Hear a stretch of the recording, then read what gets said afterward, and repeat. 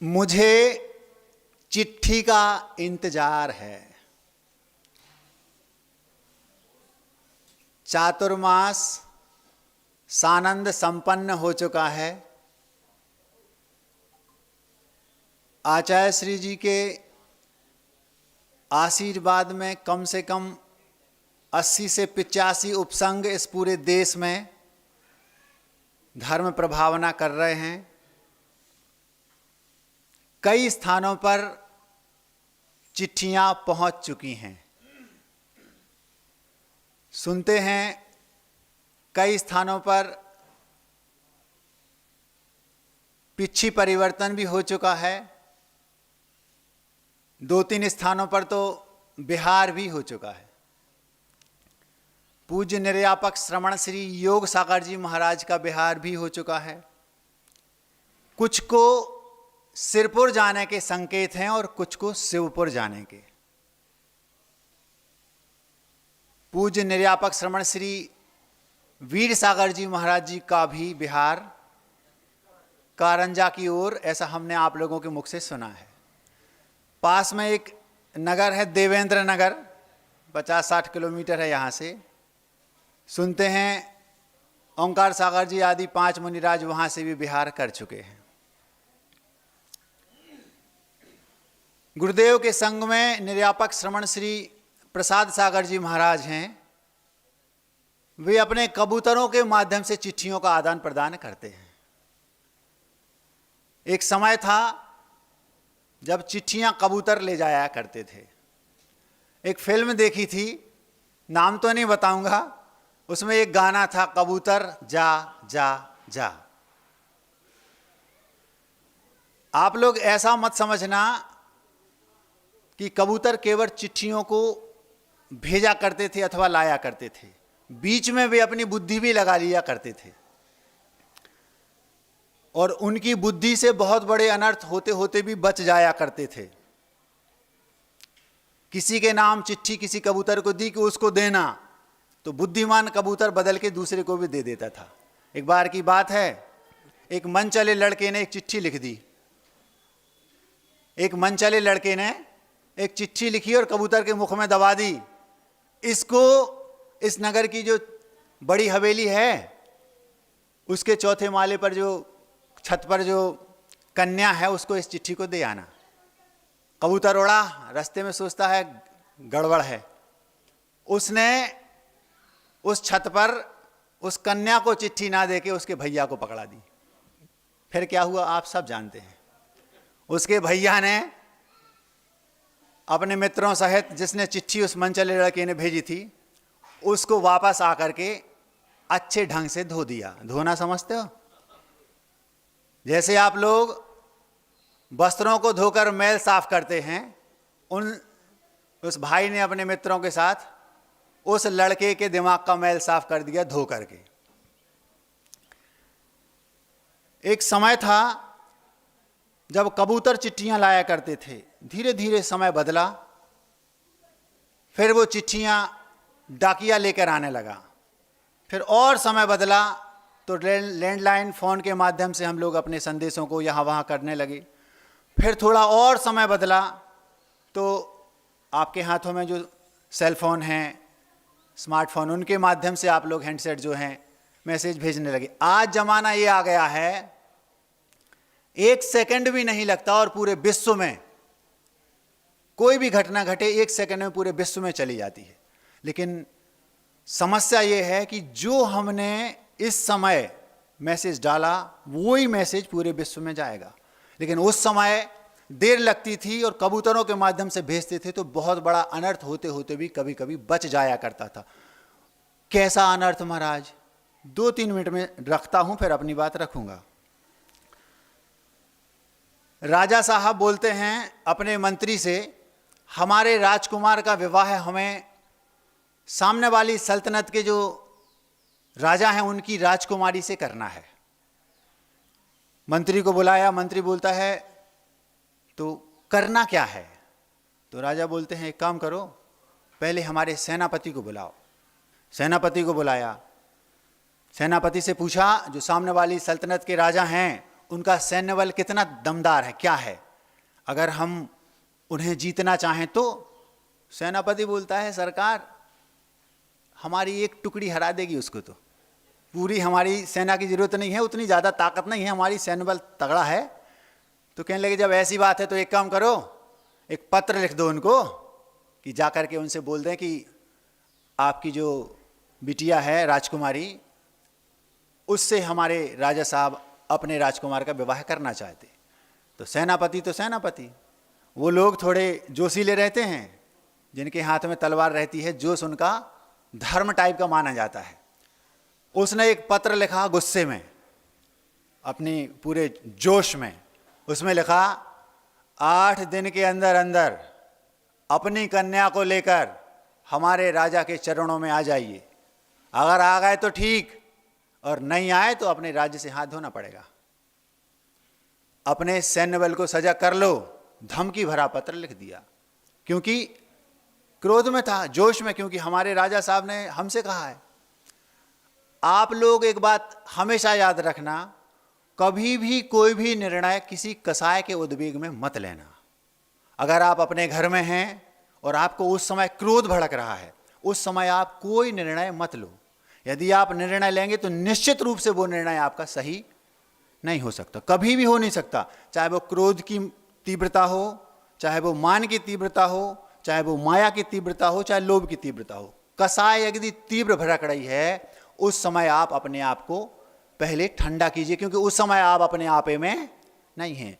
कोई भी निर्णय आपने अगर उस समय लिया है, आप आधे पौने घंटे बाद देखेंगे तो आपको खुद लगेगा कि ये मेरा निर्णय गलत था। आज के जो मैसेज भेजे जाते हैं, अगर मान लो क्रोध में आपने मैसेज भेज दिया और एक क्लिक किया पूरे विश्व में पहुंच गया, क्या होगा? आधे घंटे बाद आपको खुद लगेगा ये मुझसे गलती हो गई। उस समय ये मौका मिल जाता था, भैया कबूतर अभी पहुंचा नहीं होगा, अथवा वो कबूतर खुद बुद्धिमान होता था, सेंस होता था। उस पत्र में भी जो हम लिखते थे, आदर सूचक शब्द लिखे जाते थे, आदरणीय, आदि आदि, नमस्कार, पता नहीं क्या क्या। आजकल तो सीधी हैंड टू हैंड बात होती, डायरेक्ट, कुछ बीच में कोई संवाद के लिए कोई गुंजाइश नहीं छोड़ते। और जो पत्र लिखते थे वो भी बहुत ज़्यादा अच्छे शब्दों का, नैतिकता का उसमें समावेश रहता था, और जो ले जाने वाला होता था उसके पास भी सेंस होता था। आज ना लिखने वालों के पास सेंस है, और जो जिसके माध्यम से भेजा जाता है वो तो नॉन सेंस है। आप लोग समझ रहे हैं? अब सेनापति जी ने पत्र लिख दिया। कबूतर समझदार था, कबूतर के मुख में दबाया, भैया इसको ले जाओ और राजा साहब को दे देना। पत्र लिखा राजा साहब के नाम। कबूतर ने समझ लिया कि इन्होंने तैश में पत्र लिखा है, गुस्से में, और पक्का है कि जो निर्णय गुस्से में लिया गया है, कषाय में लिया गया है, वो निर्णय कभी ठीक हो नहीं सकता। आप लोग इस बात का अपने घरों में ध्यान रखिए। हम आगे चलते हैं क्योंकि घड़ी तेज चल रही है, विषय थोड़ा ज़्यादा है। जब कबूतर उड़कर वहाँ पहुँचा तो रास्ते में सोचता है यदि मैंने इस पत्र को राजा को दे दिया तो पक्का है कि उसकी बॉडी लैंग्वेज से कबूतर ने समझ लिया सेनापति की, जिस अंदाज में इसने लिखा है इसने कवाड़ा कर दिया होगा, तो हम अगर इसको राजा को दे देंगे तो अनर्थ हो जाएगा, पता नहीं क्या होगा। कबूतर को यह पता नहीं था कि उसमें क्या लिखा है, लेकिन उसने भाव भंगिमा से समझ लिया कि इन भावों में कभी भी अच्छे शब्द लिखे नहीं जा सकते। उसने पता लगाया कि राजा कहाँ हैं, तो उड़ता हुआ गया। पता चला कि उस समय राजा अपने 4 मंत्रियों के साथ मंत्रणा कर रहे थे, मंत्रणा कक्ष में। वो गया और जाकर के कोने में बैठ गया। अभी उसने पत्र किसी को नहीं दिया, मुंह में दबाए है। इत्तेफाक की बात देखो कि वो राजा अपनी राजकुमारी के विवाह के संबंध में उन 4 मंत्रियों से चर्चा कर रहे थे, और पत्र उसी संबंध में गया था, लेकिन पत्र के शब्द बहुत गंभीर थे, गड़बड़ थे। जैसे उस कबूतर ने देखा कि अब मैं अगर राजा को पत्र दूंगा तो गड़बड़ हो जाएगी, तो मैं क्या करूं, उसने सोचा अभी हम बैठते हैं, देखते क्या होता है। 10, 15, 20 मिनट की उसने मंत्रणा सुनी 4 मंत्रियों की। इतने में उसने समझ लिया कि ये जो विजय नाम का मंत्री है ये इन 4 में सर्वश्रेष्ठ है। आप लोग सज्जन है सामने वाला है कि दुर्जन है, ये कैसे पता लगाते हैं? महाराज जी, उसकी बातों से पता चल जाता है। 5, 10, 15 मिनट किसी को आप दे दो, आपको पता चल जाएगा कि इस व्यक्ति के अंदर कितनी क्वालिटी है, कितने गहरे पानी में है। एक श्लोक पढ़ा था, न जार जातस्य ललाट श्रृंगा कुलप कुलप प्रसूतस्य न पाणि पद्मौ यथा यथा मुच्यते वाक्यवाणम तथा तथा जाति कुल प्रमाणम। इसका अर्थ है, जो व्यक्ति अकुलीन है उसके सिर पर सींग नहीं होते। न जार जातस्य ललाट सिंगा, जो अकुलीन व्यक्ति है, जार से उत्पन्न है, उसके सिर पर सींग नहीं होते। कुल प्रसूतस्य न पाणि पद्म, और जो कुलीन व्यक्ति है उसके हाथों में कमल के चिन्ह नहीं बने रहते। यथा यथा मुच्यते वाक्य बाणम, जैसे जैसे वो मुख से शब्दों के बाण निकालता है, शब्दों को उच्चारित करता है, तथा तथा जाति कुल प्रमाणम, उसकी जाति क्या है, उसका कुल क्या है, वो कितने पानी में है, कुलीन है कि अकुलीन है, उसके शब्दों के माध्यम से पता चल जाता है। एक सेंटेंस महाभारत खड़ी करा सकता है। क्या कहा? अंधे का पुत्र अंधा, हो गई महाभारत। और एक इससे विपरीत मुझे याद आ गया, एक पत्नी थी, पति उसको बहुत स्नेह करता था, पुरानी बात है, पुराने जमाने की। तो पति देव आए और पत्नी से बोलते हैं प्रिय, और अपने और जो भी शब्द थे उनने बोले। तो पत्नी क्या बोलती है, जितना प्रेम आप मुझसे करते हैं इतना प्रेम अगर आप अपने आप से करते तो भगवान बन जाते। वो बात उसको लग गई, तुरंत घर छोड़ा, जंगल में गया, दीक्षा ले ली, कुछ ही समय में केवल ज्ञान प्राप्त किया, मोक्ष प्राप्त कर लिया। अगर आपको ऐसा ये शब्दों की आपकी शैली है तो फिर भी ठीक है, किसी का कल्याण तो हो सकता है। एक पंक्ति में महाभारत हो गई और एक पंक्ति में एक का कल्याण हो गया, ऐसा भी होता है। न जार जातस्य ललाट श्रृंगा कुल प्रसूतस्य न पाणि पद्मौ यथा यथा मुच्यते वाक्यवाणम तथा तथा जाति कुल प्रमाणम। उसके शब्दों के जाल में आप समझ जाएंगे कि ये किस स्तर का व्यक्ति है, कुलीन है कि अकुलीन है। यदि अच्छा व्यक्ति होगा, कम बोलेगा, धीरे बोलेगा, मीठा बोलेगा और जरूरत पड़ने पर बोलेगा। गुरुदेव ने कहा हम लोगों से, शुरुआत में ही कह दिया था, कम बोलो, धीरे बोलो, मीठा बोलो और जरूरत पड़ने पर बोलो। जो व्यक्ति अकुलीन होते हैं, थोड़ी ही देर में समझ में आ जाता है कि वो बड़बड़ बकबक करेगा, समझ लो ये कुलीन व्यक्ति नहीं है। कुलीन व्यक्ति शांत और गंभीर रहते हैं। उस कबूतर ने थोड़ी ही देर में समझ लिया, 15 मिनट में, कि ये जो विजय नाम का मंत्री है ये बहुत मास्टरमाइंड है। ये व्यक्ति कम बोल रहा है और धीरे बोल रहा है। वो क्या करता था, राजा के तीनों मंत्री तो बहुत बोलते थे, लेकिन वो बोलता तो कम था, लेकिन एक शब्द बोलता था तो वो पावरफुल होता था। वो बहुत कम बोलते हैं, लेकिन जब भी बोलते हैं कम नहीं बोलते हैं। क्या कहा? वो बहुत कम बोलते हैं, लेकिन जब भी बोलते हैं कम नहीं बोलते हैं। मतलब ये कि बात तो कम करेंगे, लेकिन जब भी बोलेंगे थोड़े शब्दों में बहुत बहुत बोल देंगे, ज़्यादा बोलने की जरूरत नहीं। ये होते हैं कुलीन व्यक्ति। उस कबूतर ने सोचा मेरा काम बन गया, मुझे राजा को ये पत्र नहीं देना, मुझे इसी मंत्री को ये पत्र देना है। अब वो सोचने लगा कि सबके सामने दे नहीं सकता, तो एकांत में जैसे उसको थोड़ी देर बाद वो सभा विसर्जित हुई और उसने एकांत पाया और धीरे से जाके उस मंत्री को वो पत्र दे दिया। मंत्री ने सोचा, पत्र को पढ़ा और पढ़ते ही बोलता है, सोचता है ये कबूतर सामान्य है कि विशेष। उसने उस कबूतर की ओर देखा और देखते ही उस कबूतर से आंखों ही आंखों में समझ गया धन्यवाद। क्योंकि अगर वो पत्र तुम राजा को दे देते तो क्या होता, हिंसा होती महान, हजारों लाखों सैकड़ों बेगुनाह लोग मारे जाते और पता नहीं क्या होता। उसने कुछ नहीं कहा, 2-5 मिनट तक उस कबूतर को देखता रहा, बोलता है धन्यवाद, तुमने एक बहुत बड़ा अनर्थ होने से बचा लिया। उस कबूतर वहीं बैठा रहा, क्योंकि उसको पता था कि अब मुझे क्या करना है, यही करेगा जो कुछ करेगा। उस मंत्री ने उस पत्र को कबूतर के सामने ही फाड़ करके फेंक दिया और एक दूसरा पत्र लिखा और कबूतर के मुख में दबा दिया। उसमें क्या लिखा? उस पत्र में उस कबूतर ने, उस मंत्री ने लिखा, बात वो लिखी, अंतर कुछ नहीं था, केवल शब्दों की शैली बदल दी। जो कड़े कटुक कड़वे शब्द थे उसको उन्होंने मधुर लिख दिया, अच्छे मीठे मीठे शब्दों में लिख दिया। आपकी कन्या पर हमारे राजकुमार आसक्त हैं, वे आपकी कन्या से विवाह करना चाहते हैं, और यदि आप ये सौभाग्य मुझे दें तो हम कृतकृत हो जाएंगे, धन्य धन्य, और दुनिया भर के अच्छे अच्छे शब्द लिख दिए और कबूतर से कहा कि जाओ दे आओ। जैसे ही कबूतर राजा के पास पहुंचा और राजा ने वो पत्र पढ़ा, तुरंत उस मंत्री को बुलाया विजय। राजा ने उसी मंत्री को क्यों बुलाया? क्योंकि वो जानता था कि चारों में योग्य यही है। आपके बीच में, आपके घर में कितने भी सदस्य क्यों ना हो, थोड़ी ही देर में हमें समझ में आ जाता है कि घर में योग्य कौन है। जो योग्य हो उसको प्रेफरेंस देना आपका कर्तव्य है। उसने तुरंत विजय को बोला, अरे विजय सुनो बात की। राजा बोलता है, देखो जो चर्चा हम कर रहे थे, जिसके बारे में हम सोच रहे थे, वो ही आ गया। जबकि वो राजा पहले से सोच रहा था कि मुझे उस राजा के जो राजकुमार है उनसे उनका विवाह करना है। ये चर्चा ही चल रही थी और वो ही हो गया। खूब धूमधाम से विवाह हुआ। मंत्री ने उस कबूतर को धन्यवाद दिया और उड़ा दिया। अब मैं आपसे ये पूछना चाहता हूं, यदि वो मंत्री पत्र को बदलता नहीं तो क्या ऐसा हो पाता? यदि वो कबूतर सीधा राजा को पत्र दे देता तो क्या ऐसा हो पाता?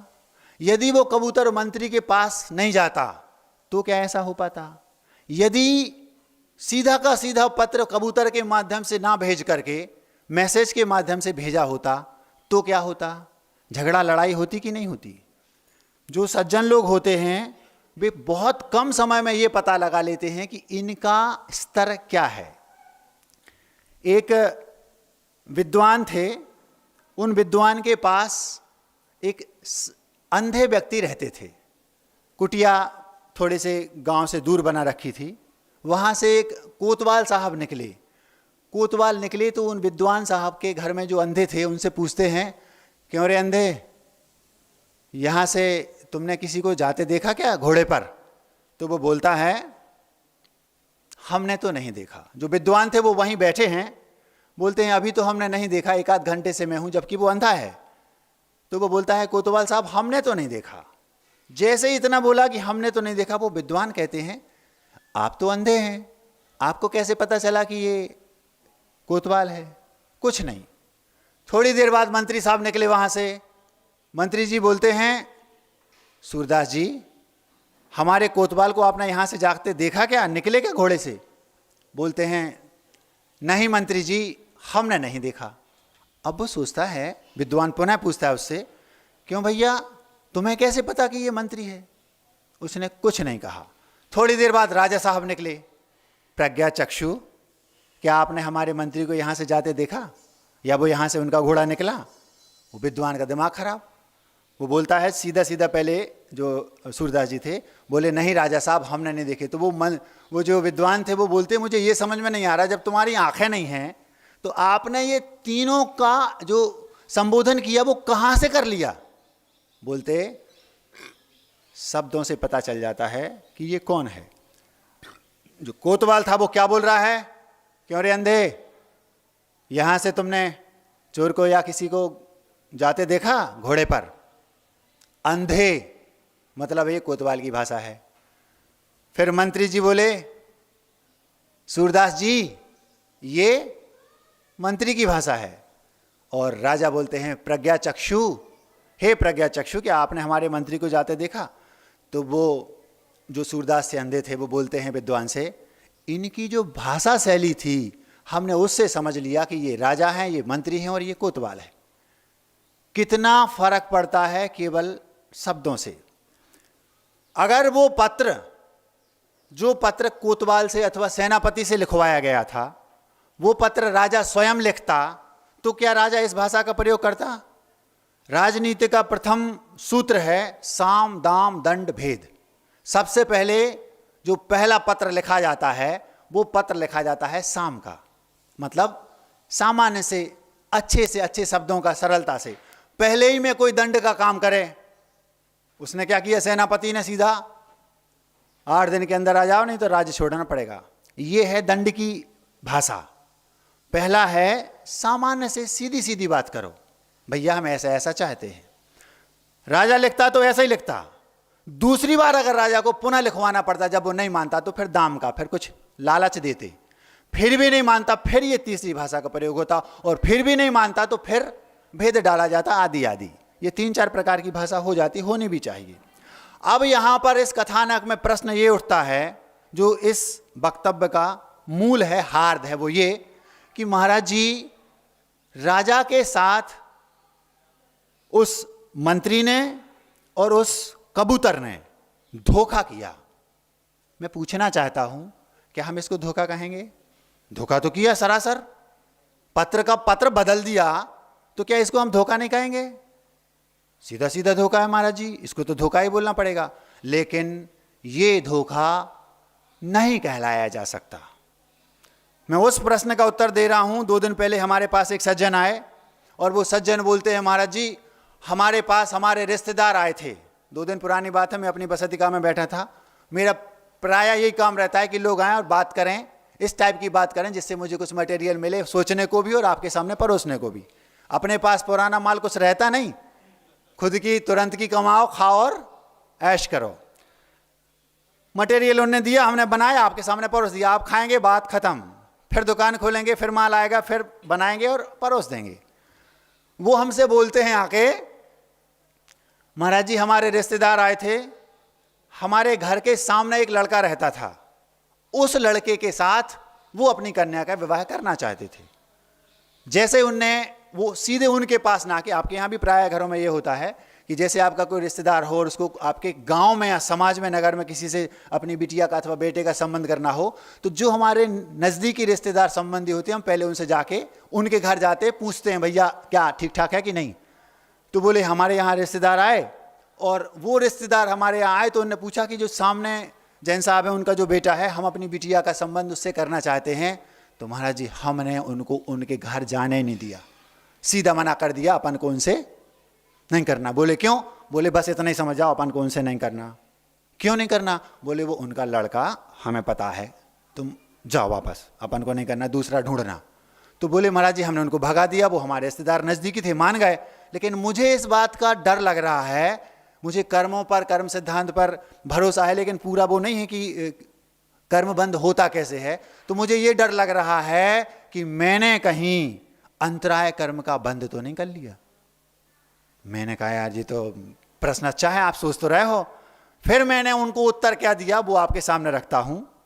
मैंने उनसे कहा, उत्तर प्रति प्रश्न के रूप में दिया। वो प्रति प्रश्न क्या है वो सुनिए। इंदौर रेवती रेंज की बात है, आचार्य श्री जी अस्वस्थ थे बहुत ज़्यादा। आप सब समझते हैं उस समय की क्या कंडीशन थी। 1-2 महीने आधा चातुर्मास बीता, और आधा चातुर्मास बीतने के बाद गुरुदेव वहाँ से चले, और एक निर्वाणा नाम का स्थान था, वहाँ पर 37-38 दिन रुके। उस समय उनके साथ केवल 7 महाराज थे, और उन महाभाग्यशाली 7 मुनिराजों में मैं भी एक था। उन 7 में मैं भी था, मैं सबसे छोटा था, ये बात अलग थी। अब गुरुजी स्वस्थ होने लगे थे, बहुत स्वस्थ हो गए थे, 50% से भी ज़्यादा। दिमाग एकदम सब कुछ सही था, केवल शरीर कमजोर रह गया था, बस बाकी आचार्य 100% स्वस्थ हो गए थे मानसिक रूप से। तो उस समय गुरुजी निर्यापक श्रवण श्री योग सागर जी, निर्यापक श्रवण श्री वीर सागर जी, निर्यापक श्रवण श्री समय सागर जी आदि आदि के पास एक एक ब्रह्मचारी को भेज रहे थे। वहाँ पर क्या था कि केवल 7 कक्ष थे महाराजों के लिए, और उसके जस्ट सामने 7 कक्ष थे चौके के लिए। तो 7 चौके लगते थे। 7 दिन में आचार्य श्री जी की आहार होने की गारंटी थी, लेकिन चौके केवल 7 थे, और 7वें दिन उसको खाली करना ही पड़ता था, ये फिक्स था, क्योंकि उस समय कोरोना काल चल रहा था। और जो खाली करता था उसकी भरपाई के लिए रेवती रेंज में 3-4 दिन तक क्वारंटाइन लोग रहते थे चौके वाले। वो एक एक आते थे क्रम से, और यहाँ से एक एक खाली होता था। उस समय लगभग सारे ब्रह्मचारी आ रहे थे, क्योंकि आचार्य जी एक एक ब्रह्मचारी को एक एक जगह व्यवस्थित कर रहे थे। इत्तेफाक की बात देखिए, आचार्य श्री जी ने अचानक एक दिन मुझे बुलाया। एक महाराज जी आए, बोले आचार्य जी आपको बुला रहे। मेरा कक्ष आचार्य श्री के कक्ष से 2-3 कक्ष, आचार्य जी के कक्ष से मेरा कक्ष 2-3 कक्ष दूर था। तो जैसे उन्होंने कहा आचार्य जी बुला रहा है, पसीना आ गया। जब भी आचार्य श्री किन्हीं महाराज को बुलाते हैं तो पसीना तो आ ही जाता है भैया, क्योंकि गुरुदेव उनने बुलाया है, बॉस ने बुलाया, पता नहीं क्या गड़बड़ हो गई। अब हम पसीना पसीना हो गए, जल्दी से जी, 1 सेकंड नहीं लगता, कुछ भी कर रहे हो तुरंत छोड़ो और गुरुजी के पास पहुंचना। पहुंचे तो जैसे गुरुजी ने देखा, उनने धीरे से मुस्कुरा दिया। हमने कहा सिग्नल मिल रहे हैं, मतलब कोई गड़बड़ नहीं है। जैसे पहुंचे तो अंदर घुसे तो आचार्य जी धीरे से बोलते हैं, कोई आ तो नहीं जाएगा? मतलब ये कि जाली का जो दरवाजा था, वो ये नहीं बोलेंगे कि वो दरवाजा लगा लो। उन्होंने कहा कोई आ तो नहीं रहा है, आएगा तो नहीं, क्योंकि वहां पर जो हम महाराज जी थे वो थे, 1-2 ब्रह्मचारी थे, और जो चौके वाले थे वो दूर रहते थे। उनसे कह दिया था कक्ष के पास आना नहीं, बहुत परिंदा पर नहीं मार सकता था वहाँ, क्योंकि गुरुदेव थे, उन जैसा व्यक्ति की सुरक्षा की जवाबदारी थी। तो वो लोग क्वारंटाइन थे, चौके में थे, फिर भी वो लोग दूर ही रहते थे। बहुत मुश्किल से बिना अनुमति के कोई आ नहीं सकता था। केवल 7 महाराज दिन भर 24 घंटे आचार्य श्री के पास रहते थे। तो धीरे से आचार्य जी ने बुलाया। अब हुआ क्या कि उसके पहले 8-10 दिन से आचार्य श्री किसी ब्रह्मचारी को इन महाराज जी के पास, किसी ब्रह्मचारी को इन महाराज जी के पास ऐसा भेज रहे थे। मुझे बुलाया और अंदर से मैंने दरवाजे को बंद किया तो आचार्य जी ने मुस्कुराया और धीरे से बोलते हैं ऐसे ऐसे किया। मतलब मैं समझ गया कि वो चाह रहे हैं कि थोड़ा सिर। तो मैं पास में गया, हमने कहा गुरुजी शुद्ध गिर गाय का पीला घी है, ताजा 8 पहरा, थोड़ा सा लगा देते हैं। तो उन्होंने कुछ नहीं कहा, मौनम स्वीकृति लक्षणम, कुछ नहीं कहा, मतलब स्वीकृति है, उसी के लिए बुलाया होगा, जबकि उन्होंने बुलाया कुछ और के लिए था। तो बोलते हाँ, इशारा किया कि ये हो रहा है, क्योंकि कोई तो बहाना तो चाहिए, बुलाया क्यों।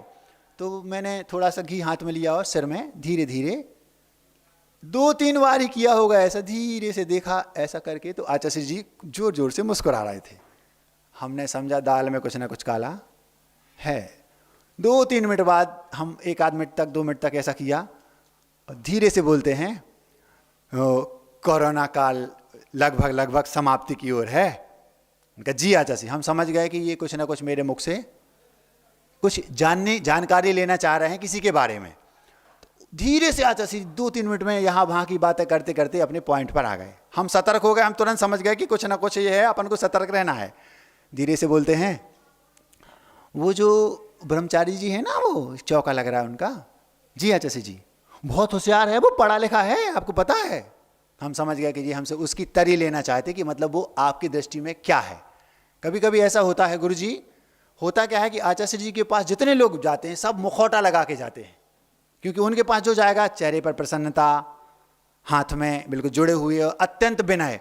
तो ये पता लगाने में चूक हो सकती है कि ये वास्तव में कोयल है कि कोयल के रूप में कहीं गड़बड़ तो नहीं। तो उनने वो जानना चाहते थे, तो उनने मुझे बुलाया। तो मैंने सोचा कि 7 महाराजों में सबसे छोटा हूं मैं, मुझे क्यों बुलाया। तो वो उनकी समस्या होगी क्यों बुलाया, मैं वो उसमें नहीं पढ़ना चाहता। धीरे से कहते हैं हमसे, वो जो ब्रह्मचारी जी है ना बहुत पढ़ा लिखा है, वो बहुत होशियार है, ऐसे नहीं समझना उसको। हमने धीरे से आधी लाइन में कह दिया, जी गुरुजी अभी थोड़ा चंचल हैं। हाँ हाँ पहुंच दो, बस हो गया। 1 सेकंड नहीं लगा, उनने तुरंत कहा पहुंच दो, हो गया, जा हो गया काम। कुछ नहीं, ये उनकी टेक्निक है पता लगाने की। ना उनने मुझसे कुछ पूछा, ना मैंने उनने कुछ बताया, और उनने सब कुछ पूछ लिया और मैंने सब कुछ बता दिया। उसके बाद वो ब्रह्मचारी जी खूब गड़गड़ाते रहे। 2-4-10 बार आचार्य जी के पास बाद में आए, लेकिन उन्हें कभी भी गुरुजी ने रिस्पॉन्स नहीं दिया। फिर दूसरी दृष्टि से उनको देखने लगे, अब महाराज जी आपने ऐसा क्यों किया, पहले ये बताओ। इसलिए किया, मैं उनको 1-2 बरस से जानता था। हम लोग के पास कोई भी लड़का अथवा कोई ब्रह्मचारी जो आते हैं वो दूसरे तरीके से आते हैं, और गुरुजी के पास जाते हैं वो दूसरे तरीके से। तो हम लोग बहुत बारीकी से पकड़ लेते हैं कि ये कितने पानी में है। तो ये आचार्य जी का तरीका है। अब हुआ क्या, उनको आचार्य जी ने रिस्पॉन्स नहीं दिया। अब आपके दिमाग में ये होगा आपने ऐसा क्यों किया। मैं उनकी रग रग से वाकिफ था। मैंने कहा अगर ये व्यक्ति मोक्ष मार्ग पर आ गया तो गड़बड़ करेगा। अब मैं उन सज्जन से जिनने मुझसे पूछा महाराज जी मैंने जो ये विवाह में अड़ंगा डाला तो मुझे अंतराय का दोष लगेगा, मैंने उनसे पूछा मुझे बताओ, मैंने उसके मोक्ष मार्ग में रोड़ा बन गया, मुझे दोष लगेगा ना। मैंने कहा तुम मेरे प्रश्न का उत्तर दे दो, मैं आपके प्रश्न का उत्तर दे दूंगा। मैं आपसे पूछना चाहता हूं क्या मुझे अंतराय का दोष लगेगा, क्यों। महाराज जी आपने तो उसका मोक्ष मार्ग नष्ट कर दिया। मोक्ष मार्ग नष्ट नहीं किया। किसी व्यक्ति के हाथ में एक चिड़िया है और पता है कि वो व्यक्ति खूंखार है, जल्लाद है, और उससे पूछा बता इसके हाथ मेरे हाथ में जो चिड़िया है, किसी से पूछा जीवित है कि मृत है? बोले भैया ये है तो जीवित, लेकिन क्या बोल रहे हैं, ये मृत है। बोल दिया मृत है, उसने तुरंत उड़ा दी, बोलता झूठ बोलता है, जीवित है। उसको आपको झूठा सिद्ध करना है, जबकि आपका इंटेंशन क्या था, मुझे इसके प्राण बचाना है। तो आपको झूठ बोलने का दोष लगेगा क्या? क्यों नहीं लगेगा? क्योंकि सब कुछ निर्धारित है आपके इंटेंशन पर। आपका अभिप्राय क्या है? क्या मेरा अभिप्राय यह था कि मैं किसी को मोक्ष मार्ग पर ना आने दूं? क्या मेरा अभिप्राय यह था कि मैं उसके कल्याण में बाधक बनूं? मेरा उद्देश्य केवल यह था कि मोक्ष मार्ग पर तो चुनिंदा लोग आने चाहिए। इस ऊपर की सीट पर जितने लोग बैठे हैं, जितने लोग भी इस बात को सुन रहे हैं, चाहे वो मुनिराज भी क्यों ना हो, उन सब का कर्तव्य है कि जिसके अंदर वैराग है उसको ढूंढ ढूंढ कर लाएं और गुरु जी के सामने उसको प्रमोट करें। और जिसके अंदर नहीं है, वो कितना भी ऊंचा ब्रह्मचारी भी क्यों ना हो, गुरु जी अभी थोड़ा चंचल है। गड़बड़ी कहां हो रही है पता? गड़बड़ी, ये तो एक उदाहरण है, गड़बड़ी यहां हो रही है कि वर्तमान में 4 प्रकार के लोग दुनिया में होते हैं। एक वे जो सक्रिय सज्जन हैं, एक वे जो सक्रिय दुर्जन हैं, एक वे जो निष्क्रिय सज्जन हैं, और चौथे वे जो निष्क्रिय दुर्जन हैं। निष्क्रिय दुर्जनों से कोई समस्या नहीं है। आप लोग सुन रहे हैं? जो निष्क्रिय दुर्जन हैं उनसे किसी पूरे ब्रह्मांड में किसी को कोई समस्या नहीं है। क्यों? क्योंकि वे दुर्जन तो हैं लेकिन निष्क्रिय हैं, किसी को कोई आपत पैदा नहीं कर रहे। उनका स्वयं का कल्याण हो रहा है अपनी दुर्जनता से। लेकिन दूसरी समस्या उनसे है जो सक्रिय तो हैं लेकिन सज्जन हैं, लेकिन उनके साथ यह है कि वो बहुत कम हैं। सक्रिय सज्जनों की गिनती दुनिया में बहुत कम है। सज्जन तो हैं, सक्रिय भी हैं, लेकिन बहुत कम है। समस्या कहां हो रही है? जो सज्जन तो हैं लेकिन निष्क्रिय हैं। जो सज्जन हैं, निष्क्रिय हैं, ये देश के सबसे बड़े द्रोही हैं हमारी दृष्टि में। तो अगर वे सक्रिय हो जाएं तो दुनिया में राम राज आए बिना रह नहीं सकता। अगर सज्जन सक्रिय हो गए तो सक्रिय दुर्जन कुछ नहीं कर सकता। वो जो सेनापति, उसको हम कुछ समय के लिए मान लें कि वो सक्रिय दुर्जन था, क्योंकि उसने, उसकी भाषा बहुत कठिन थी। लेकिन उस कबूतर ने और उस मंत्री ने जो सक्रिय सज्जन थे, यदि वे सक्रिय सज्जन नहीं होते, निष्क्रिय सज्जन होते, तो क्या विवाह हो पाता? क्या युद्ध नहीं होता? क्या होता आप सोचिए। समस्या किससे है? जो लोग सज्जन तो हैं लेकिन निष्क्रिय हैं। उन कबूतर ने और उस मंत्री ने सज्जनता का प्रतीक सक्रियता से दिया। वो सक्रिय सज्जन थे, उन्होंने बुद्धि लगा करके ऐसी सेटिंग बनाई कि सांप भी जिसको बोलते हैं मर गया और लाठी भी नहीं टूटी। काम हो गया लेकिन गड़बड़ कुछ नहीं हुई। ये है सक्रिय सज्जनता। पूरी दुनिया में किसी भी प्रकार के लोग हों, कितने भी दुर्जन क्यों ना हो जाएं, यदि आप अपनी सज्जनता में सक्रियता ले आएंगे तो फिर रामराज 2 मिनट में आ जाएगा। अब आप यदि सज्जन हैं तो हे सज्जनों, आप लोगों से मेरा कहना है, अपने अंदर सक्रियता लाओ। वो व्यक्ति मुझसे पूछता है महाराज जी मुझे दोष लगेगा कि नहीं? मैंने उससे पूछा तुम बताओ मुझे दोष लगेगा कि नहीं? बोलता महाराज जी आपने तो बहुत अच्छा किया। मैंने कहा आपने भी बहुत अच्छा किया। क्यों? बोले महाराज जी हमने कहा हमने तो बता दिया कि मैंने उस ब्रह्मचारी को आचार्य से क्यों मना कर दिया, लेकिन तुम बताओ तुमने मना क्यों किया? बोले महाराज जी वो व्यसनी था।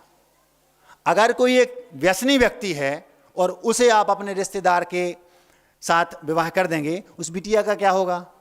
पूरा जीवन उसका बर्बाद कर देगा। महाराज जी वो रोज पीता है रात में, मुझे पता है, वो रोज खाता है, पता नहीं कहां कहां उसकी कैसे 7 व्यसनों में लिप्त है। तो हमने कहा वो लिप्त था इसलिए आपने उसको धर्म मार्ग पर, ये गृहस्थ मार्ग में नहीं आने दिया। जब एक दुर्जन व्यक्ति को या एक जो सज्जन नहीं है, जिसमें क्वालिटी नहीं है, आप धर्म मार्ग पर, गृहस्थ मार्ग पर आने पर उसको रोक रहे हो और आप कह रहे हैं मुझे, तो मैं तो एक को मोक्ष मार्ग पर आने पर रोक रहा हूं। मैं गड़बड़ कर रहा हूं क्या? बोले महाराज जी आपने बहुत अच्छा किया। हमने तुमने भी बहुत अच्छा किया, घबराने कोई बंद नहीं होगा तुम्हें। महाराज जी पर हमने तो सुना है कि अंतराय होने पर बंद होता है। एक बार की बात है, ये जो मैंने ऐसा किया मैंने क्यों किया, इसको आप बहुत गौर से सुनिए। मैंने आपकी शुरुआत में कहा था कि मुझे चिट्ठी का इंतजार है। चिट्ठी आज के इस वक्तव्य का तकिया कलाम है, यूं समझ लो। अब ऐसा मैंने क्यों किया, ये सक्रिय सज्जनता मेरे अंदर कहां से आई, ये प्रश्न आपके दिमाग में उठ सकता है कि महाराज जी आपने गुरु जी के सामने ऐसा क्यों किया। उनसे बोल दिया तो आप सज्जन तो थे, लेकिन आप कहते भैया गुरु जी जाने वो जाने, आपको क्या मतलब। तो उस समय मेरे पास निष्क्रियता थी। जो आपसे मैं कह रहा हूं कि सज्जनों सक्रिय बनो, पहले मैं भी निष्क्रिय था। महाराज जी आप अपने आप को सज्जन कह रहे हैं, सज्जन नहीं कह रहे, साधु को मतलब ही सज्जन होता है। तो मेरे अंदर ये सज्जनता कहां से आई, सक्रियता, वो बता रहा हूं। नेमावर की बात है, आज से 2017 की, उस समय मेरी उम्र केवल 2.5 वर्ष थी। कितनी महाराज जी? 2.5 वर्ष, मतलब दीक्षा के हिसाब से 2.5 वर्ष, मतलब दीक्षा हुए मुझे केवल 2.5 वर्ष हुआ था। अचानक गुरुदेव ने मुझे बुलाया। मैं दूर थोड़ा खड़ा था तो आचार्य ने इशारा किया, योग सागर जी ने इशारा किया मुझे कि आचार्य ने योग सागर जी को इशारा किया, निर्यापक समर्थ श्री योग सागर जी को, और योग सागर जी ने मुझे इशारा किया आचार्य बुला रहे। मैं पास में गया, मैंने कहा जी, तो जैसे आचार्य बुला रहा है इतना सुनते ही अपन को तो पसीना आ जाता था, आज भी आ जाता है। बोलते हैं आचार्य बुला रहे, तुरंत आया आचार्य के पास, हाथ जोड़े, जी वो आज रविवार है जी गुरु जी, तो आज आप थोड़ा सा दोपहर में जनता आएगी तो कुछ परोसना पड़ेगा जी, तो आप देख लेना मतलब आज के प्रवचन आपको करना है। मैंने कहा 35-36 महाराज हैं आचार्य, और मैं वो आवाज नहीं कर रही थी। आचार्य जी मैं पहली बार जीवन में पहली बार बोलना था उस समय, मैं आचार्य 35-36 महाराज हैं, मैं सबसे छोटा हूँ आचार्य के, वो आशीर्वाद है हो जाएगा, कर लेना है। अब वहाँ वो कोर्ट ऐसी है, वहाँ ना कू नू कुछ नहीं चलता, वहाँ तो यस बॉस, जो उनने कहा सो हाँ। अब हम पसीना पसीना भैया, और खचाखच भरा, देखा तो इतनी भीड़ उस दिन। हमने कहा गुरुजी का कब किसकी कैसी परीक्षा ले ले, उनका बड़ा विचित्र प्रोग्राम रहता है। तो धीरे से बोलते हैं कि आज रविवार है, 2 बजे जनता आएगी, भूख कुछ परोसना पड़ेगा, तो आप जाके। तो होता क्या था कि पिछले 2-3 रविवार से आचार्य जी जा नहीं रहे थे, 2 महाराजों को आप भेजते थे। 1 घंटा बोलना है तो आधे घंटे 2 महाराजों को भेज देते थे। तो मैंने सोचा चलो भैया हम छोटे हैं तो 1 महाराज और भेजेंगे, तो 2 महाराज बोलेंगे आधे घंटे। अब पहली बार बोलना, 2.5 साल की उम्र, जीवन और ऐसी खचाखच भरा, और गुरु जी बोलते हैं आशीर्वाद हो जाएगा। अब हम दिमाग काम नहीं कर रहा, क्या करना। हमने कहा दूसरे का नाम, आचार्य जी वो और कौन? बोले नहीं आप ही को बोलना है। ओह मतलब 1 घंटा बोलना है। अब हम पानी, हमने कहा और गड़बड़ हो गई है, तो भैया 1 घंटा बोलना है।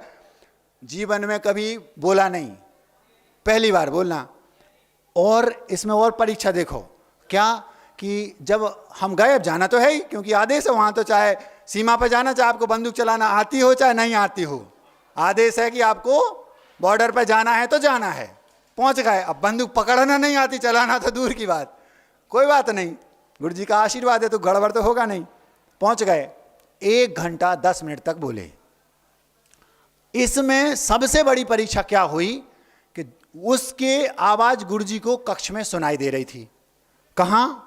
जहां आचार्य जी का कक्ष, वो नहीं गए, बाकी सारे महाराज गए। वहां पर एक महाराज जी की ड्यूटी लगी थी, वो महाराज वहीं बैठे थे। जब मैं लौट के आया तो वो महाराज बोलते हैं आचार्य श्री जी ने 1 घंटे के लिए यहाँ पर कर्फ्यू लगा दिया था, कोई भी नहीं आएगा, एक शब्द गुरुदेव ने सुना है। मैंने कहा पता नहीं कौन सी परीक्षा हो रही थी, मुझे नहीं पता। अब हमारी हिम्मत नहीं हुई उनके पास जाने की। हमने कहा पता नहीं क्या निकालेंगे, क्या हो गया गड़बड़, कुछ नहीं। हम नहीं गए शाम को। दूसरे दिन जब हम सुबह गए तो आचार्य श्री जी के पास पूज्य विनम्र सागर जी और सौम्य सागर जी दोनों एक पैर को दबा रहे थे और आचार्य जी बैठे थे। मैं जैसे ही अंदर प्रवेश करने लगा तो आचार्य जी दूर से देख के बोलते हैं ये तो आ गए। हमने कहा सिग्नल मिल रहे हैं। जैसे ही आगे गए तो धीरे से आचार्य बोलते हैं पर ये तो बिल्डर थे, प्रवचनकार कैसे बन गए? जैसे उन्हें इतना कहा कि प्रवचन के हमने का मतलब है कि अपन पास हो गए। तो बिना सौम्य सागर जी बोलते हैं पहले वो थोड़ा कभी कभार मन संचालन करते थे। मन संचालन अलग बात है, इतना उनसे बोल दिया, बात आई गई हो गई। हम वहाँ से धीरे से नमस्ते किया, हमने कहा निकल लो, इनके पास ज़्यादा देर रुकना नहीं। गुरु चूल्हे की अग्नि जैसे होते हैं, ज़्यादा नज़दीक रहोगे तो जल जाओगे और दूर रहोगे तो कच्चे रह जाओगे। रोटी को अगर अग्नि में ज़्यादा देर डाल दोगे तो क्या होगा, वो जल जाएगी, और अगर ज़्यादा दूर रखोगे तो कच्चे रह जाओगे। तो गुरु के ज़्यादा दूर भी नहीं रहना और ज़्यादा निकट भी नहीं रहना। हमने कहा भैया दूर से नमोस्तु किया, पैर छुए, माथे पर उनका वो रज लगाई और भग लिया। हमने कहा ज़्यादा पास नहीं रहना, नहीं तो जल गए तो भगे वहाँ से। और जाकर के पीछे जो नया मंदिर बना है उसके पीछे छत है ऊपर, वहाँ जाकर के शांति से किताब लेकर गए शास्त्र जी और स्वाध्याय करने लगे छुप के। हम छोटे थे तो हमें थोड़ा ज़्यादा समस्या होती थी, लोगों से भीड़ भाड़ आती थी, ये वो, तो हम छुप के प्रायः बैठा करते थे। तो जाकर वहाँ छत पर बैठ गए। 1-2 घंटे बाद की बात है, अचानक एक महाराज ढूंढते ढूंढते पहुँचे, आपको आचार्य जी बुला रहे हैं, हम 1 घंटे से ढूंढे, तुम यहाँ छुपे बैठे हो। अब हम फिर पसीना पसीना। मैंने कहा भैया आज तो पता नहीं क्या आफत आने वाली है। फिर पहुँचे आचार्य जी के पास, वहाँ देखा तो 6-7 महाराज जी बैठे थे। आचार्य जी बोलते हैं, जैसे ही मुझे देखा तो धीरे से मुस्कुरा दिया, मतलब हमने कहा सिग्नल मिल रहे हैं। धीरे से आचार्य जी ने मुस्कुराया और धीरे से बोलते उनको इशारा किया, सबको खाली करा दिया। अब हमने कहा पता नहीं क्या होने वाला है। तो क्या बोलते हैं गुरुजी, वो जो बाहर ब्रह्मचारी जी बैठे हैं ना, उनको महाराज जी के पास भेजना है, एक छोटा सा पत्र लिख दो। मैं पत्र लिखूं गुरुजी? हमने कहा आचार्य जी 35 महाराज हैं, इतने बड़े बड़े महाराज हैं, मैं पत्र लिखूं? हाँ 2 लाइन तो लिखनी है कि उनको लिख दो कि वहाँ उनके पास रहेंगे, धर्म ध्यान करेंगे, बस इतना तो लिखना है। 2 लाइन का तो काम है, छोटा सा काम था, इसलिए आपसे कहा। हमने कहा भैया पता नहीं क्या ये करने वाले हैं। तो अब वो जो सक्रियता सज्जनता में मेरी सक्रियता क्यों आई, उसका वो कारण था।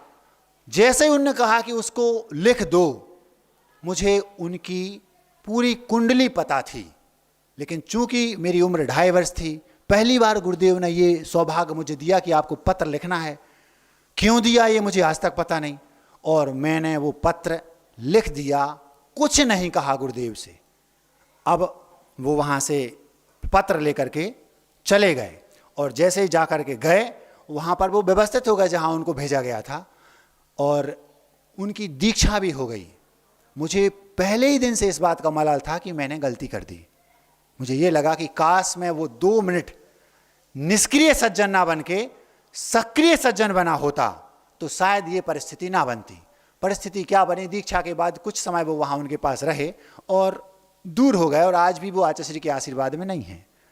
मुझे आज भी वो बात इतनी टीस है उस चीज़ की कि अगर मैं उस समय सक्रिय सज्जन होता तो ये कंडीशन नहीं बनती। उसी दिन मैंने खीर से जल चुका था तो फिर दही को भी फूंक फूंक कर खा रहा हूँ। उसी दिन मुझे लगा जितने भी सज्जन हैं उनको सक्रिय होना ही चाहिए। यदि सक्रिय आप नहीं हैं तो आपको कर्म बंद होगा, ऐसा मेरा मानना है। यदि वो कौन जो संबंधी थे जिनके यहाँ वो लोग आए थे, भैया हम अपनी बेटी के विवाह उससे करना चाहते हैं, कर्म बंद अगर आपने मना कर दिया तो नहीं होगा, और अगर आपने विवाह करवा दिया, क्यों? क्योंकि हम भैया किसी का विवाह करवा देंगे, उसका जीवन बर्बाद होगा और पूरे जीवन भर वो जो चें पें होगी ना, सबका दोष आपको लगेगा। आप समझ रहे हैं? बात थोड़ी घुमाकर परोसी जा रही है लेकिन कटु सत्य है। यदि आप वास्तव में सज्जन हैं तो आप सक्रिय बनिए। यदि आपके अंदर सक्रियता नहीं है तो किसी दूसरे का जीवन बर्बाद हो सकता है। ये तो हो गई गृहस्थ की अपेक्षा। और यदि मैं उस दिन केवल इतना बोल देता, जैसे उस दिन बोल दिए ना आचार्य जी, हाँ हैं तो बहुत अच्छे, थोड़े चंचल हैं, एक शब्द में आचार्य जी इतने मास्टरमाइंड व्यक्ति हैं, आधी पंक्ति में आधे शब्द में वो समझ जाते हैं कि आपका अभिप्राय क्या है। फिर उसके बाद ऐसा नहीं, उन्होंने वो पंक्ति समझ ली, सुन ली, सुनने के बाद उन्होंने फिर परीक्षा की आपकी कि कहीं आपसे एक बार कहा था आपने, उसके मैंने आप पर जो भरोसा जताया था, कहीं आपने उस भरोसे में हमारे साथ गड़बड़ तो नहीं की। तो वो परीक्षा 2-3-4 बार करते रहते हैं, और 3-4 परीक्षाओं में अगर आप पास हो गए फिर आपको रजिस्टर्ड कर दिया जाता है। फिर आप प्रसाद सागर जी जैसे निर्यापक समण बन जाते हैं, सारे पत्र आपके कबूतर ले जाएंगे। बात समझ में आ रही? तो आप सक्रिय सज्जन बनिए। सक्रिय दुर्जन कुछ नहीं कर पाएंगे यदि आप सक्रिय सज्जन हैं तो। मुझे आज भी उस बात का मलाल है, 1 सेकंड में मैंने केवल आधी पंक्ति वहां बोल दी होती। आचार्य जी वो पत्र तो मैं लिख रहा हूं, लिख दूंगा, लिख देना चाहिए, आपकी आज्ञा है, लेकिन उन्हें मैं समझता हूं, इतना बोल देता। अथवा आचार्य जी अभी वो थोड़े बाल हैं, इतना बोल देता। और भी ऐसे कोई शब्द बोल देता, आचार्य जी आप वहां पर बहुत भीड़, कुछ भी बोल देता, तो वो पत्र फिर मैं मुझसे आचार्य जी नहीं लिखवाते। यदि मैं उस समय ये बोल देता और माना कि गुरुदेव उन्हें भेज भी देते, क्योंकि अब तुम नहीं जानते, कुछ नहीं समझते, डांट देते, कुछ भी कर देते, भेज भी देते, तो क्या होता पता? जैसे ही उनके नेगेटिव रिजल्ट आते, मेरी कीमत उनकी नजरों में, देखो उसने तो उसी दिन कहा था, क्या होता अगर मैं वो पत्र में उस समय केवल सक्रियता, अपना कर्तव्य पूर्ण करता और इतना बोल देता, आचार्य जी आप थोड़ा सा, क्योंकि महाराज जी तो आचार्य जी पढ़ नहीं पाते, गलती उनकी है ही नहीं। होता क्या है, हमारे जो व्यक्ति उनके पास जाते हैं वे सब मुखौटा लगा करके जाते हैं, और उन्हें मुखौटा लगाएंगे, उनके सामने ऐसे बन जाएंगे जैसे बिल्कुल दूध के धुले यही हैं। तो बहुत गड़बड़ ये होती है कि वो पढ़ने में, क्योंकि जो अच्छे लोग होते हैं उन्हें दुनिया अच्छी दिखती है। गुरुजी इतने इतने सॉफ्ट हैं, इतने अच्छे हैं, हर एक व्यक्ति में उन्हें अच्छाई दिखती है। और जो बुरे लोग होते हैं उन्हें दुनिया में बुराई दिखती है। दुर्योधन और युधिष्ठिर के बारे में आप लोगों ने सुना ही होगा। उनके जो गुरु थे उन्होंने कहा, लो भैया ये जो थाली है, अन्न इसमें बहुत सारे पूरे पकवान हैं, तो मैं जो सज्जन व्यक्ति दुनिया में देखे जाओ ले जाओ और उसको खिला के आ जाओ। दुर्योधन से कहा, दुर्योधन ने थाली उठाई, टोकरी, और पूरे दिन पूरे नगर में घूमते रहे। क्या कहा गुरु ने? दुर्योधन इस टोकनी को ले जाओ, इसमें पूरी पकवान मिष्ठान आदि हैं, तुम्हें पूरे नगर में जो सज्जन व्यक्ति दिखे उस व्यक्ति को जाकर के ये खिला के आ जाओ। जी गुरु जी। दुर्योधन गए और पूरे दिन ढूंढते रहे सज्जन व्यक्ति। पूरे दिन में शाम को लौट के बुद्धू घर को आए, गुरु जी अरे तुमने टोकनी खाली नहीं की? गुरु जी एक एक से मैंने बात कर ली, किसी में कोई दोष है, किसी में कोई दोष है। किसान के पास गया तो वो था, वहां गए तो वो, पुलिस वाले के यहाँ गए वो, मंत्री वकील जे सब एक भी सच्चा नहीं है, सब दुर्जन हैं। क्यों? क्योंकि तुम स्वयं दुर्जन हो। समझ में आ रही बात? गुरु जी की कमी नहीं है वहां पर। क्यों? क्योंकि सज्जन व्यक्ति को प्रत्येक व्यक्ति में सज्जनता दिखाई देती है। वे इतने सॉफ्ट हैं, इतने सज्जन हैं, इतने निर्मल हृदय के हैं, इतने नवनीत जैसा उनका हृदय है, उन्हें हर एक व्यक्ति में सज्जनता दिखाई देती है। अब हमारा कर्तव्य है कि हम उन्हें थोड़ा सा हिंट कर दें। तो दुर्योधन लौट के आए, गुरु जी एक भी नहीं मिला। दूसरे दिन युधिष्ठिर से कहा, भैया ये दूसरी टोकनी उठाओ, तुम जाओ, इनकी परीक्षा हो गई, कितने नंबर मिले हम बाद में बताएंगे। दुर्योधन, क्योंकि बता देंगे तो अभी उखड़ जाएगा। युधिष्ठिर तुम जाओ भैया, ले जाओ टोकनी, ले जाओ और तुम्हें जो सज्जन मिले उसको खिला के आ जाओ।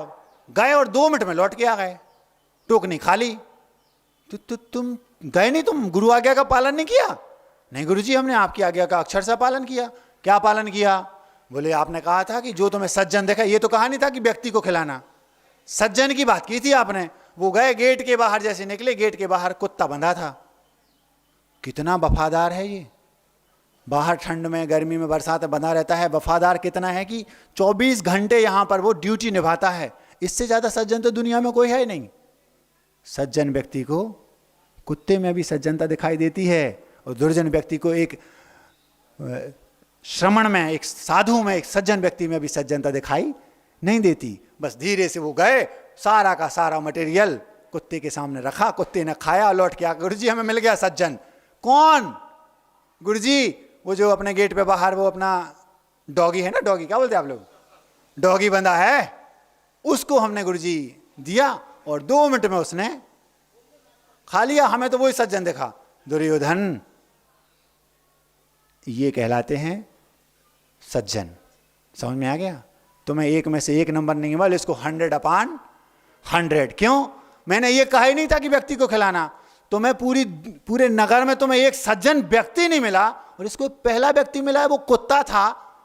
तो अगर जो सज्जन है उसको पूरी दुनिया सज्जन दिखती है, और जो दुर्जन है उसको पूरी दुनिया दुर्जन दिखती है। जितने सज्जन हैं आप लोग सक्रिय बनिए, सक्रिय।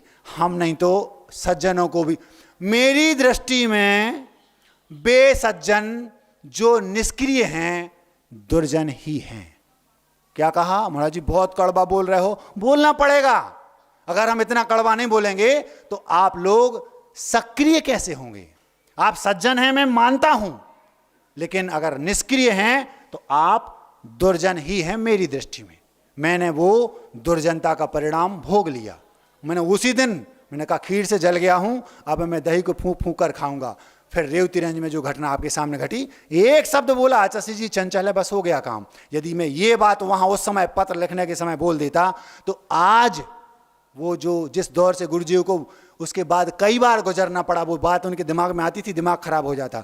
मेरी एक कमी के कारण मेरे गुरुदेव के माथे पर सिकन आई, ये मेरी निष्क्रियता का परिणाम था। आप लोगों से कहना है आप सक्रिय सज्जन बनिए। समय हो गया है, थोड़ा ज़्यादा हो गया है, इतना ही अपने आप में पर्याप्त समझता हूँ।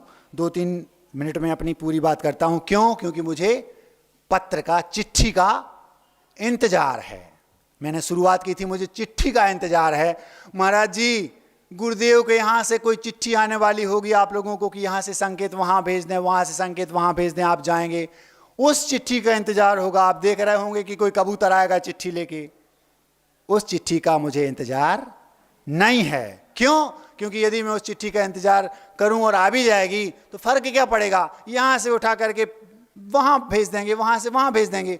अंतर केवल इतना पड़ेगा कि चेहरे बदल जाएंगे, बस, बाकी कुछ नहीं बदलना। चौके में जाएंगे वही चौका, वही हे स्वामी नमोस्तु नमोस्तु, वही लौकी कड़ी दाल, कुछ अंतर कुछ नहीं पड़ना, जो था वही मिलना है। इसलिए हमें चिट्ठी का इंतजार।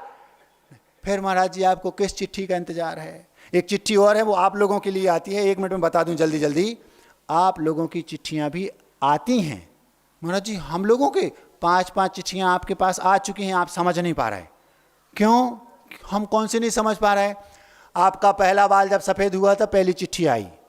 एक बार आपकी आंखें कमज़ोर हुई, आपने चश्मा लगा लिया, दूसरी चिट्ठी आई। पहली चिट्ठी आई थी तो बाल काले सफ़ेद थे, आपने रंग लिए, काले कर लिए और कहा मैं तो अभी तो मैं जवान हूँ। दूसरी चिट्ठी आई, आंखें नंबर बढ़ गया, आपने चश्मा लगा लिया, उस चिट्ठी को नज़रअंदाज कर दिया। तीसरी चिट्ठी आई, कान कम सुनाई देने लगा, आपने मशीन लगा लिया, अभी तो चलेगा। 3-3 चिट्ठियों को आपने दरकिनार। चौथी चिट्ठी आई, दांत गिर गए, आपने 32 लगा ली। 4-4 चिट्ठियाँ आ चुकी, किसी किसी की 5वीं आ गई हूँ, 5वीं क्या चोक हो गई, आपने बाईपास करवा ली, ओपन हार्ट, पता नहीं क्या क्या दुनिया भर की हो गए। लेकिन आपने, कई बार ऐसा होता है, एक बार चिट्ठी आती है, वो नोटिस आता है, 2 बार आता है, तीसरी बार सीधी पुलिस आती है, चलो भैया तुम नहीं मान रहे। ऐसा ही 1 नहीं, 2 नहीं, 3 नहीं, 4 नहीं, 5 चिट्ठियाँ आपकी आ चुकी हैं। किसी की 1 आई होगी, किसी की 2 आई होंगी, किसी की 5 आ गई होंगी। अभी भी अगर नहीं चेते तो फिर सीधे पुलिस आएगी, यमराज आएंगे, कह ले अब तुम्हें चिट्ठी नहीं भेजना, अब हम साथ में लेके चलेंगे, तुम्हें चिट्ठी का असर नहीं पड़ता। आप सुन रहे हैं? जब तक काले केस हैं तब तक जो करना कर लो। क्या कहा? जब तक काले केस हैं तब तक जो करना कर लो। सफेद केस तो केशव के भजन के लिए हैं। केशव समझते हो? केशव मतलब भगवान।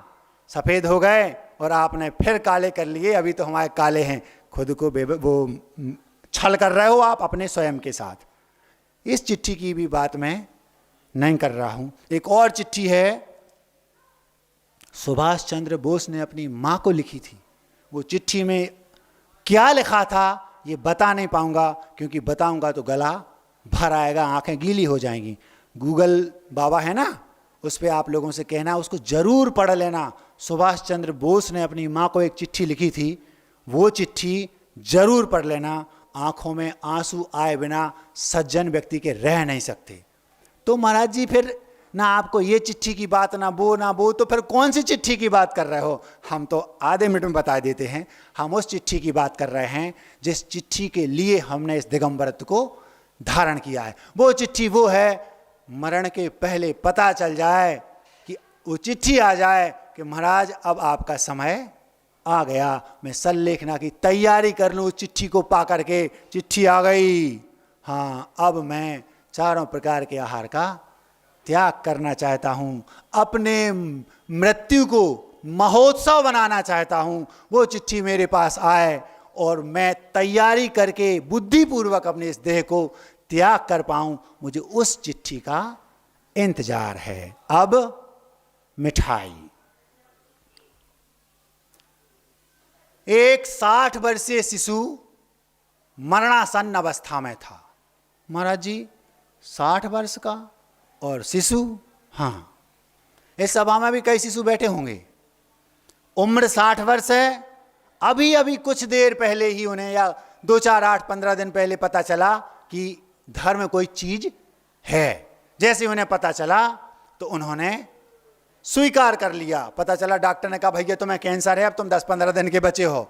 ओ अब जगे वो, कोई बात नहीं, कम से कम जग तो गए, जन्म तो हो गया। अभी जन्म उधार तो नहीं है, उधार जन्म वो कहलाता है जिसका अभी जन्म ही नहीं हुआ। भले उम्र 70-80 हो जाए वो अलग बात है।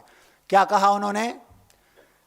एक 60 वर्षीय शिशु मरणासन्न अवस्था में था, अपना एक जीवन काल समाप्ति की पूरी व्यवस्था में था। उसके परिजन भीगी आंखों से उसकी अंतिम सांस की प्रतीक्षा कर रहे थे और वह जीवन मरण की कल्पना से कोसों दूर एक अलग ही समस्या में था। कौन?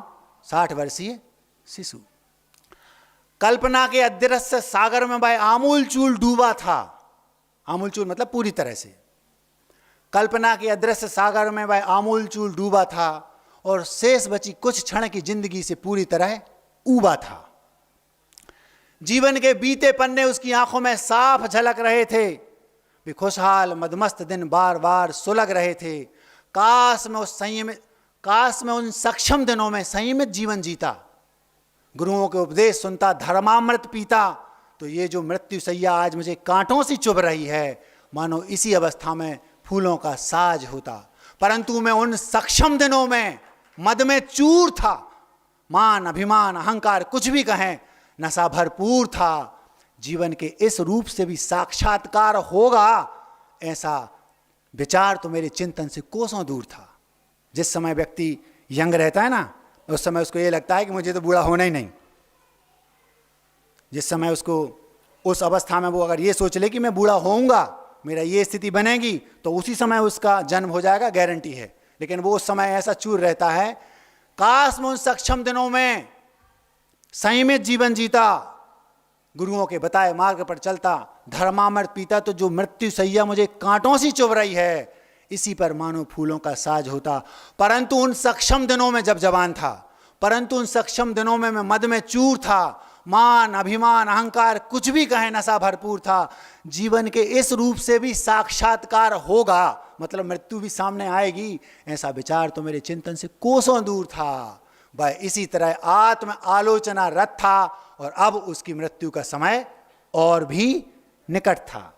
चिंतन की इन्हीं झोंकों में एक सुखद हवा चली। केवल मात्र यही बात उसे अपने आप में कुछ ठीक लगी और वह विचारने लगा। कौन? जो मृत्यु सैया पर लेटा है। वो क्या सोचता है? वो अपने में वो जो बात उसको अच्छी लगी वो सोचता है, इस अकाट्य सत्य से सबका निश्चित साक्षात्कार है। साक्षात्कार समझते हो? क्या बोलते? इंटरव्यू मतलब सामना, मतलब मृत्यु होगी ये निश्चित है। ये अकाट्य सत्य है, यूनिवर्सल ट्रुथ है कि मृत्यु तो होगी। वो क्या विचारता है? इस अकाट्य सत्य से सबका निश्चित साक्षात्कार है। जन्म हुआ है, मरण भी होगा, यही लोक व्यवहार है। मैं शिशु हूं, यह बात सही है, पर उनसे तो अच्छा हूं। क्या होगा इस जग में उनका जिनका अभी तक जन्म उधार है? क्या होगा इस जग में उनका जिनका अभी तक जन्म उधार है? अहिंसा परमो धर्म की